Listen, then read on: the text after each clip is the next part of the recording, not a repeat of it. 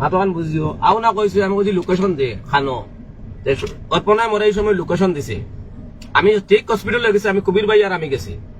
কবির ভাই রে কইছি ওলা ঘটনা ব্যাপার কবির ভাই কইছেন লোকেশন লো চলে যাইব আমরা লাগা হসপিটালে যাবার গিয়া পাইছি যে নিকান থেকে পোস্টমর্টম করে তারা লইয়া গেছেন গিয়া যাবার বাদে আমরা মনে করো আরবার কল করছি আরেকজন রে যে লোকেশনটা দেও আমরা এক লোকেশন দিছেন দিয়া কইছেন ইনু আইও নাই পাইতাই নাই বাদে আরবার ফোনও আরেকজনে কর যেন না আকু কোনো সুবিধা নাই যে ভিডিও বানাই যাইবা গিয়া এই ভিডিও না খালি টান দিন জসিম ভাই দেখে যাইবা গিয়া গিয়া 1 মিনিট